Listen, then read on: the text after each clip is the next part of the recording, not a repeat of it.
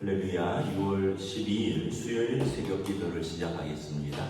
사도신경으로 우리의 신앙을 고백합니다. 나는 전능하신 아버지 하나님 천지의 창조주를 믿습니다. 나는 그의 유일하신 아들 우리 주 예수 그리스도를 믿습니다. 그는 성령으로 잉태되어 동정녀 마리아에게서 나시고 본디오 빌라도에게 고난을 받아 십자가에 못 박혀 죽으시고 장사된 지 사흘간에 죽은 자 가운데서 다시 살아나셨으며 하늘에 오르시어 전능하신 아버지 하나님 우편에 앉아 계시다가 거기로부터 살아있는 자와 죽은 자를 심판하러 오십니다. 나는 성령을 믿으며 거룩한 공교회와 성도의 교제와 죄를 용서받는 것과 몸의 부활과 영생을 믿습니다. 아멘. 찬송가 205장 찬양하시겠습니다. 찬송가 205장입니다.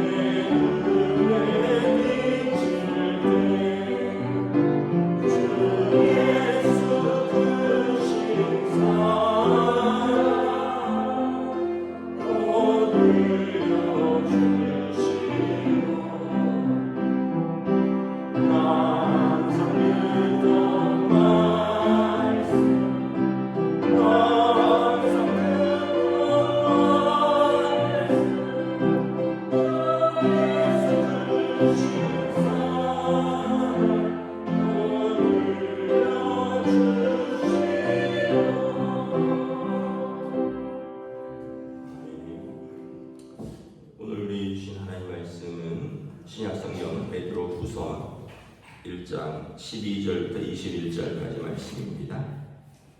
베드로 후서 1장 12절에서 21절까지 말씀입니다.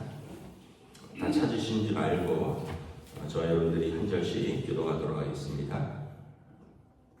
그러므로 너희가 이것을 알고 이미 있는 진리에 서 있으나 내가 항상 너희에게 생각나게 하려 하노라. 내가 이 장막에 있을 동안에 너희를 일깨워 생각나게 하니 옳은 줄로 여기노니 이는 우리 주 예수 그리스도께서 내게 지시하신 것 같이 나도 나의 장막을 벗어날 것이 임박한 줄을 알미라. 내가 유서 너희가 하여금 내가 떠난 후에라도 어느 때나 이런 것을 생각나게 하려 하노라.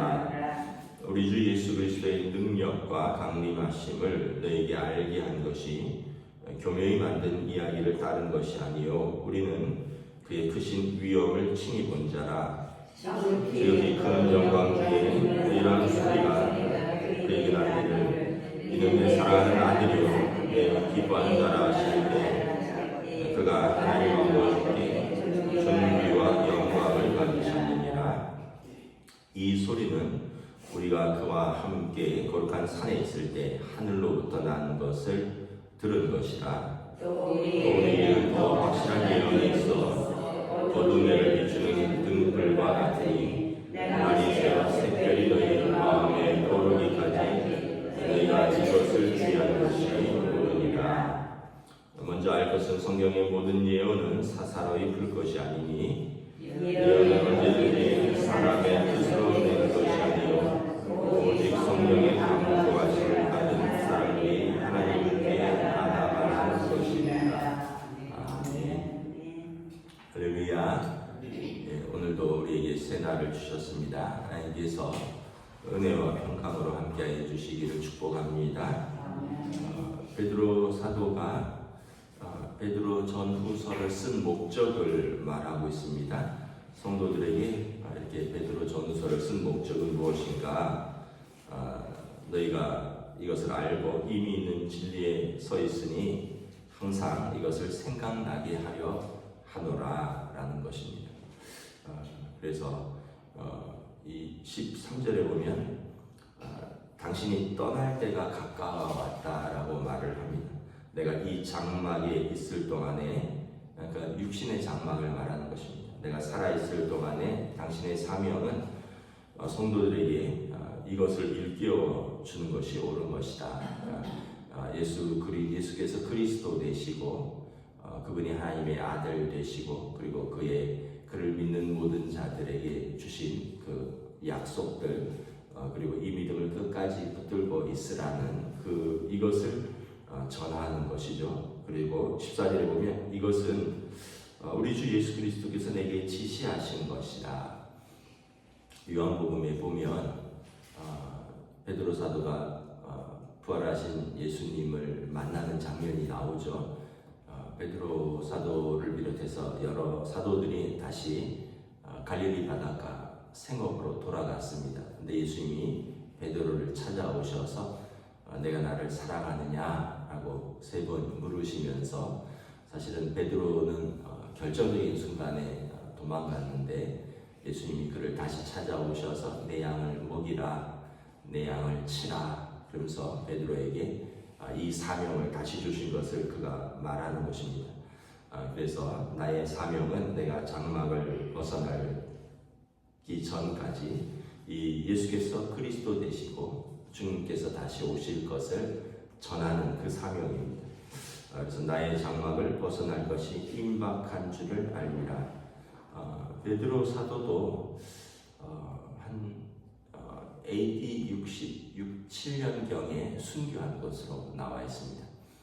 AD 한 67년경이면 이제 네로 황제가 한참 핍박하던 때인데 베드로 사도도 좀 곧 순교하죠.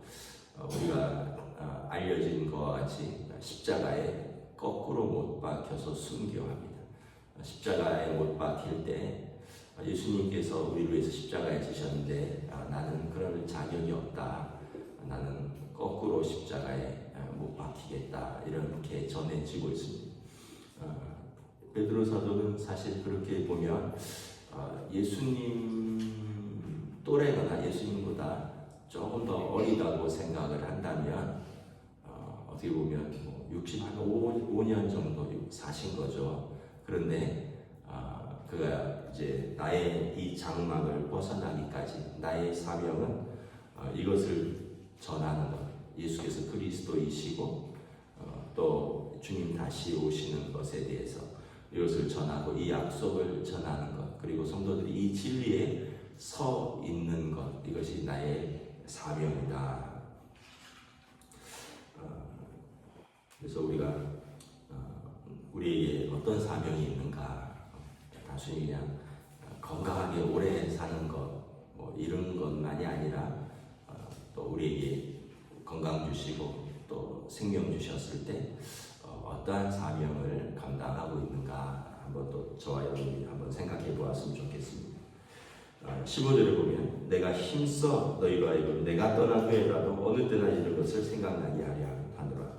그래서 이 베드로 전후서를 편지라 그랬잖아요. 회람서시, 이 소아시아에 있는 교회들에게 편지를 써서 자신이 육신으로 떠나도 죽은 이후에라도 이것이 글로 남겨져서 여러분들에게 생각나게 하려 합니다. 그래서 성경은 우리로 하여금 예수께서 그리스도이시고 그분이 약속하신 하나님 나라, 그리고 주님이 부활하셨고 사망 권세를 이기시고 부활하셨고 주님이 다시 오셔서 세상을 심판하신다는 것을 기록하고 있고 이것을 생각나게 하고 이것을 믿게 하는 목적이다라는 것입니다. 최근에 어떤 그냥 외국에 사는 목사님인데 그분이 그런 말을 썼더라고요. 나는 예수님의 다시 오심을 굳이 믿을 필요가 있는가? 나는 안 믿는다, 솔직히 말하면. 이렇게 글을 썼더라고요. 그러니까 외국에 있는 목사님인데, 그러니까 뭐라 그럴까, 제 사람들이 성경을 막 벗어나는 거예요. 아니, 신학을 배우고 설교를 하고 성경을 가르치는 목사도 나는 예수님의 재림을 믿지 않는다는 거예요. 그렇다면 그럼 그분 얘기는 논리는 뭐냐 하면 어차피 그분이 오시든 안 오시든 하나님께서 세상을 심판하시고 우리가 하나님 앞에 서는 것은 분명한데 굳이 예수님이 다시 오실 필요가 또 있느냐. 그래서 그분이 오시든 안 오시든 내 믿음은 변함이 없다고 이렇게 논리를 썼는데 우리는 그냥 성경대로 믿는 거죠. 내 믿음대로 믿는 게 아니라 성경대로 믿는 겁니다. 그래서 참 이 시대가 성경을 벗어나서 어떤 시대의 흐름, 또 인간적인 생각, 어떤 사람은 몰라서 제대로 못 믿고 어떤 사람은 너무 많이 알아서 제대로 못 믿고 이런 것들을 보면 참 이것을 쓸 때 이 베드로 전후서를 쓸 때는 사실 신약 성경은 없었을 때입니다. 구약 성경만 가지고 말하는 것이거든요. 그러니까 더 어렵죠. 신약 성경은 예수님이 오셔서 예수님이 하신 말씀들을 그리고 예수님이 하신 사역들을 자세히 기록한 것인데 이건 대부분 이 60년경 AD 60년에서 AD 100년 사이에 기록된 것입니다. 그러니까 신약 성경의 그 성도들은 신약 성경을 사도들에게 전에는 말로는 들었지만 이렇게 기록된 거는 부분이었다는 거죠. 때로는 거의 없기도 하고. 그럼에도 불구하고 그분들은 목숨을 걸고 예수를 믿고 세례를 받고 성도의 삶을 살려고 했는데 우리는 이걸 다 가지고 있다는 거죠. 신약 성경 27권을 다 가지고 있고 그럼에도 불구하고 우리의 믿음은 반석 위에 든든히 서 있는가 이런 또 고민을 하게 됩니다. 그래서 사도 베드로가 이 베드로 전후서를 써서 남긴 것은 여러분들이 진리에 서 있도록 하려는 것이요, 내가 떠난 후에라도 이 복음의 진리가 여러분들에게 생각나게 하려는 것이요, 이것은 우리 주 예수 그리스도께서 내게 전하라고 지시하신 것이라. 16절에 보면 자기가 전한 복음은 우리 주 예수 그리스도의 능력과 강림하심을 너에게 알게 한 것은 교묘히 만든 이야기를 따른 것이 아니라 우리는 그의 크신 위엄을 친히 본 자라. 베드로 사도는 예수님을 보았고 예수님에 대해서 17절에 보면 지극히 큰 영광 중에 이러한 소리가 그에게 나기를 이는 내 사랑하는 아들이요 내 기뻐하는 자라 하신 때에 그가 하나님 아버지께 존귀와 영광을 받으셨느니라. 예수님께서 변화산에서 사건을 말하는 것입니다. 베드로, 야고보, 요한 세 사도가 예수님과 함께 변화산에 올라갔을 때 하늘에서 소리가 났죠. 얼굴이 변화되었고 그래서 이는 내 사랑하는 아들이요 내 기뻐하는 자라. 이 능력과 이 크신 위엄을 우리는 친히 본 자라. 그래서 베드로 사도가 얼마나 놀랐고 얼마나 좋았으면 여기 초막셋을 짓고 그냥 여기서 삽시다. 내려가지 맙시다. 우리로 말하면 그냥 기도원에 삽시다. 여기서 그냥 은혜 받고 여기서 삽시다. 근데 예수님께서 아니라 우리가 가서 해야 될 것이 있다라는 거죠. 내려가면 문둥병자도 있고 귀신 들린 자도 있고 또 복음을 전하기도 해야 되고 예수님 십자가를 지셔야 되는 그 사명들이 있기 때문에 이 땅에 오셨다는 것을 말씀을 하셨죠. 그래서 16절 이 소리는 우리가 함께 그와 함께 거룩한 산에 있을 때 하늘로부터 난 것을 들은 것이다. 하늘로부터 이 소리를 들었고 우리 구주 예수의 크신 능력과 그의 위엄을 친히 우리는 목도한 증인이다라는 것입니다. 또 우리에게는 더 확실한 예언이 있어 어두운 데를 비추는 등불과 같으니 날이 새어 샛별이 너희 마음에 떠오르기까지 너희가 이것을 주의하는 것이 옳으니라. 지금은 그 어둠 가운데 있다라는 거예요. 로마의 핍박 가운데 있는 거죠. 신앙의 그 어떤 핍박 가운데 있어서 영적인 어둠이 있지만 우리 마음에는 등불이 있다는 거예요. 우리 마음을 비추는 등불, 또 날이 새면 이 어둠을 물리치고 샛별이 밝히 떠오를 것이다. 이 확실한 예언, 예수 그리스도께서 사망 권세를 이기시고 부활하셨고 그 부활하시고 예수님 사도행전에 내가 간 이대로 다시 오리라 말씀을 했거든요. 그래서 아까 제가 말씀드린 대로 또 외국에 있는 목사님이 예수님이 안 오셔도 되고 오셔도 되고 나는 굳이 그걸 안 믿는다 했는데 예수님이 사도행전 2장에 보면 너희 본 그대로 1장에 다시 오리라 다시 오리라 하셨거든요. 그래서 많은 사람들이 이제 자기 믿고 싶은 대로 믿으면 안 된다. 성경에 나와 있는 대로 우리가 뭐 좀 부족하면 부족한 것을 이해해 주실지언정 우리가 의도적으로 바꾸면 안 된다. 그래서 20절에 보면 먼저 알 것은 성경의 모든 예언은 사사로이 풀 것이 아니라 예언은 언제든지 사람의 뜻으로 낸 것이 아니요 오직 성령의 감동하심을 받은 사람들이 하나님께 받아 말한 것이다. 그러니까 구약 성경도 말하고 또 이 자신들 사도들이 지금 그리스도에 대해서 전하는 이것은 사람의 뜻으로 내는 것이 아니라 성령의 감동하심을 받은 사람들이 하나님께 받아서 말한 것이기 때문에 이것을 사사로이 풀 것이 아니다. 그래서 초대교회의 많은 이단들 중에 몇 가지 대표적인 것이 이제 그런 것이었습니다. 예수님이 진짜 돌아가신 것이 아니다. 진짜 죽은 것이 아니다. 가사설, 또 시체 도난설, 예수님이 진짜 부활하는 것이 아니다. 그러니까 진짜가 계속 붙는 거예요. 죽은 것도 진짜가 아니라 또 부활도 진짜가 아니고 또 다시 오신다는 것도 진짜가 아니다. 막 이런 그러니까 결국은 부정하는 거죠. 여러분 우리가 이왕 믿는 거 다 믿어야 돼. 성경에 나오는 걸 다 믿어야 되지. 99개는 믿고 하나는 안 믿겠다. 이러면 이거는 또 올바른 믿음이 아닌 거죠. 그래서 아까도 말했듯이 우리가 몰라서 제대로 못 믿거나 또 이해가 부족해서 제대로 못 믿는 것은 용서받을 수 있지만 우리가 어떤 부분은 내가 믿기 싫어서 어떤 부분은 내가 의도적으로 왜곡한다면 이것은 오늘 성경에서 말씀한 것처럼 사사로이 믿는 것이고 또 이것은 하나님의 말씀을 믿지 않는 것이다.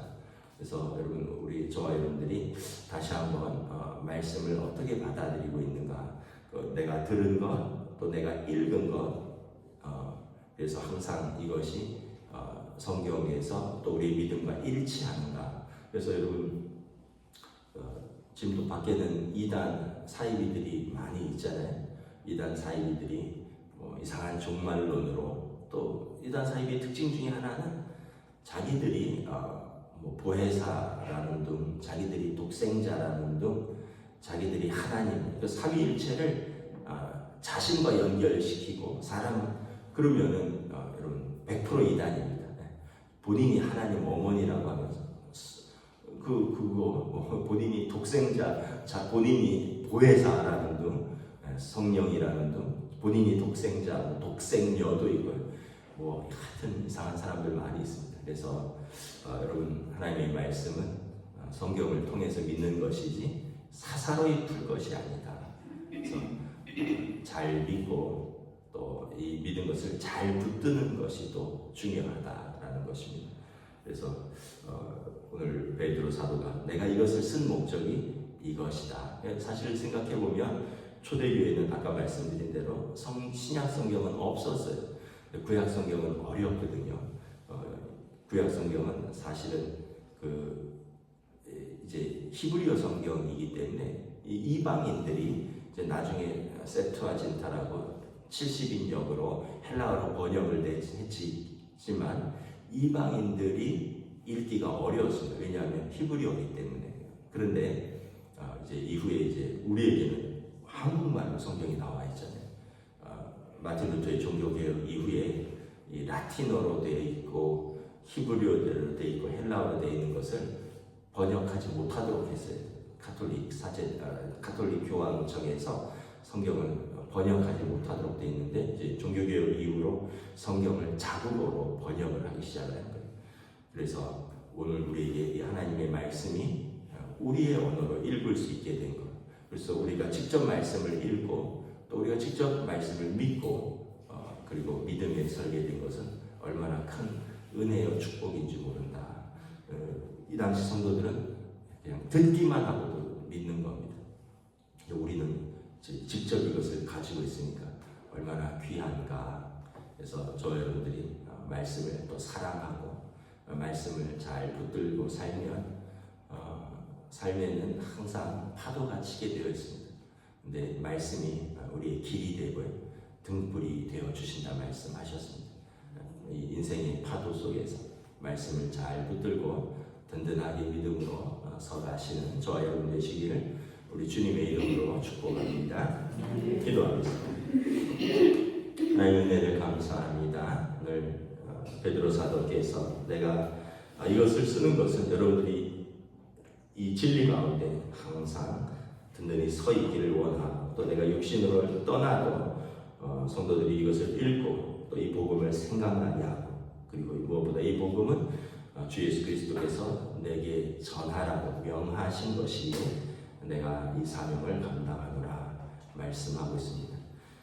참으로 우리를 위해서 이 땅에 오신 하나님의 아들, 또 우리 죄를 십자가에 짊어지시고 친히 그 육신으로 우리의 죄값을 치르신 예수님, 그리고 다시 오셔서 세상을 심판하시고 우리를 하나님의 자녀로 또 영접하신 다시 오실 예수님, 성경은 이것을 전하는 사도들의 기록이고 이것을 믿는 성도들의 기록인 줄 믿습니다. 오늘도 우리의 삶의 자리에서 이 믿음으로 또 우리가 든든히 반석 위에 서 있는 사랑하는 성도들로 성령님 인도하여 주시옵소서. 감사를 드리오며 우리 주 예수 그리스도 이름으로 기도드리옵나이다. 아멘. 하늘에 계신 우리 아버지 이름을 거룩하게 하시며 아버지 나라가 오게 하시며 아버지 뜻이 하늘에서와 같이 땅에서도 이루어지게 하소서.